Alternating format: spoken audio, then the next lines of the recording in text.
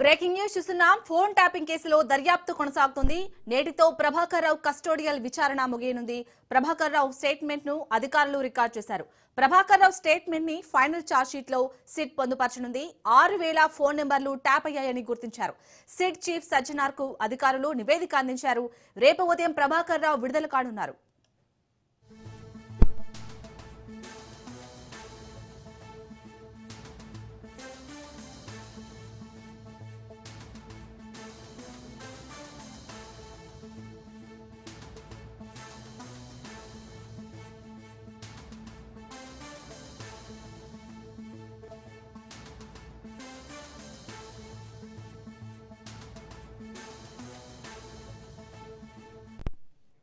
Phone tapping కేసులో దర్యాప్తు కొనసాగుతుంది.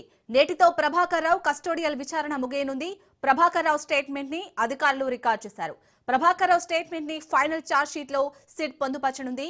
6,000 ఫోన్ నెంబర్లు ట్యాప్ అయ్యాయని గుర్తించారు. సిట్ చీఫ్ సజ్జనార్ కు అధికారులు నివేదిక అందించారు. రేపు ఉదయం ప్రభాకర్ రావు విడుదల కానున్నారు.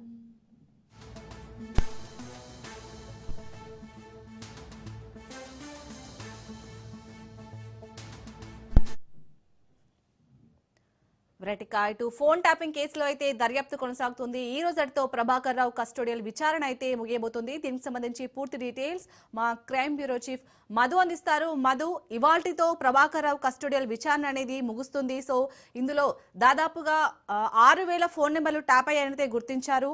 సో మరి నెక్స్ట్ ఏం చేయబోతుంది సిట్? ఇంకెవరికైనా నోటీసులు ఇచ్చే అవకాశం ఉందా? అసలు ఫోన్ ట్యాపింగ్ కేసు అనేది ఎలాంటి కీలక మలుపు తిరగబోతుంది? ఖచ్చితంగా కూడా ఫోన్ ట్యాపింగ్కి సంబంధించినటువంటి వ్యవహారంలో నెక్స్ట్ ఏం జరగబోతుంది అనేది ఇప్పుడు చాలా కీలకంగానే మారిందని చెప్పొచ్చు. ఎందుకనుకుంటే కస్టోడియల్ విచారణ ఏదైతే ఉందో, అంటే సుప్రీంకోర్టు ఇచ్చినటువంటి ఆదేశాలు, అంటే కోర్టు ఇచ్చినటువంటి ఆదేశాలు ఏదైతే ఉన్నాయో ఆ ఆదేశాలలో చాలా స్పష్టంగా కూడా కొన్ని విషయాలు అయితే చెప్పారు.